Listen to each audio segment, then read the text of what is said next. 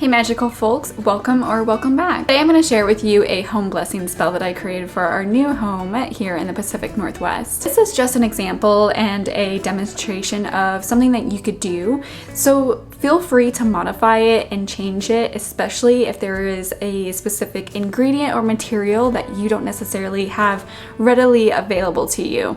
I don't want you to think that just because you don't have something available that you're not able to do a spell like this.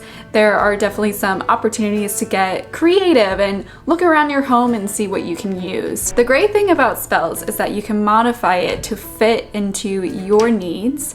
And as a folk practitioner, we utilize what's readily available to us. So if we don't have something specific that is locally available or that we don't have already within our home, we have the ability and the knowledge and creativity to think outside the box and utilize what is available to us. So get creative and also follow your intuition. If there is a herb or plant or something that I use in this spell that doesn't quite feel right to you and doesn't correspond to the relationship that you have with the plant, change it. Definitely follow your intuition when it comes to spells and any other spells that you may come across online. A lot of us are sharing our spells that work for us, and the ones that we have created for our situation may be different than what you have experienced and your knowledge of what spells work for you, what ingredients work for you. When it comes to home blessings, there are so many different traditions across many different cultures. You will see things such as sprinkling of holy water across the house. You will even see salt being sprinkled around the home to ward off negative energy.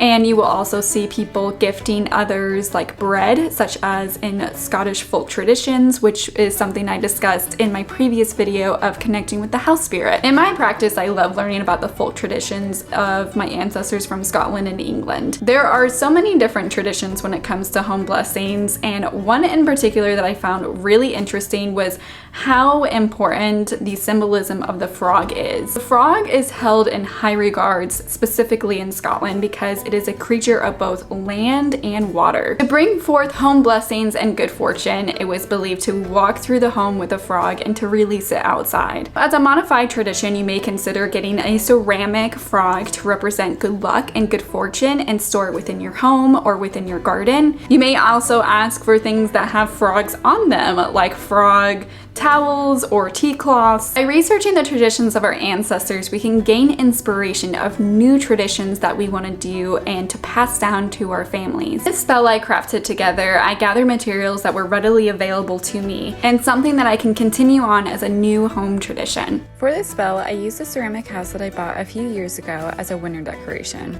These can probably be found at your local craft store or something like this, but if you don't have anything shaped like a house, this is a great opportunity to get creative and perhaps draw a picture of your home using that picture as a poppet. A poppet is a representation of someone or something for sympathetic magic that can be found in folk magic. I gathered other herbs and plants for the following reasons. I used salt to establish boundaries around the home, lavender to create a safe space, roses for intimacy and love, rosemary for protection, basil for wealth, and a white tea light for purification. Before beginning any spell, I will spend some time grounding and centering my energy. So this looks different to everyone, but what helps me is imagining the earth holding me and creating roots to the ground. Then imagine my energy spiraling in my heart center while focusing on my breathing and really focusing on building up that energy. Clear my mind as much as possible, which can be difficult sometimes. At this point, I will call in on any spirits I intend to welcome into my space to aid me in this working. Today I use my bell for sound cleansing, and then I use some lavender incense to cleanse them as well as an offering to my ancestors for helping me. I spend some time infusing my poppet with the energy of the home, imagining a light around it and speaking out loud my physical address.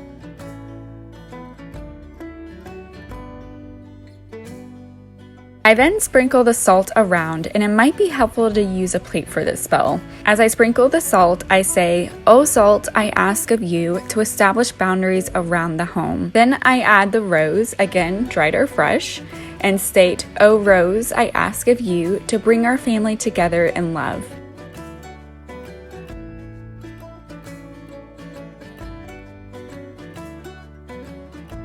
Then I add rosemary, and you can use dried or fresh, and state, "O rosemary, I ask of you to protect our home."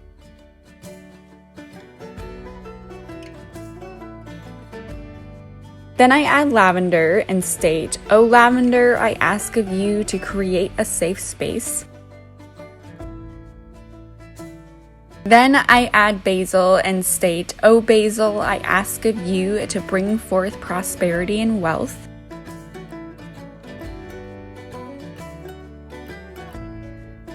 Then I light the tea light and say the following blessing 3 times. "These herbs I bless this home. May peace and love dwell within.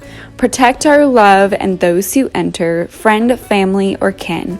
From entry to window to wall, bless the rooms and through the hall. Negative and evil I banish thee. It is my will, so mo it be." As I state this blessing, I am using visualization of the home being filled with these feelings. Diving deep into that feeling of the outcome is what magic is to me.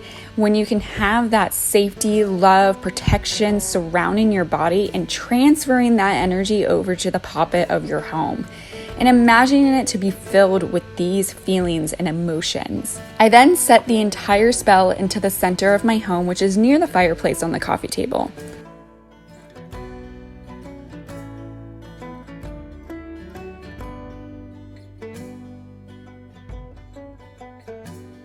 Because there is an open flame and a ceramic house involved, I place it somewhere where I can keep an eye on it, and it's not meant to be burned for long periods of time. So after some time, I will blow out the candle. The rose and rosemary, I ended up following my intuition, and I ended up grinding them together, and I placed some of the outside of my home as well as underneath my doormat. The salt and lavender, I sprinkled it around my home and swept it up as a final cleansing and reestablishing those boundaries. Disposed of the salt and lavender into the trash because salt is not good for the environment, and it was sprinkled in with lavender, which is really kind of tedious and difficult to separate, so I did decide to go ahead and dispose both of them.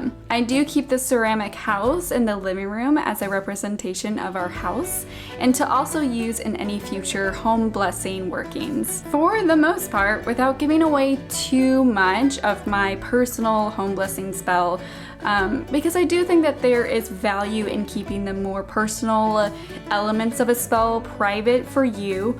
I think that this is a good starting point to get you inspired for your own home blessing spell. So I hope it did just that, and as always, thank you so much for being here, and I will see you in the next one.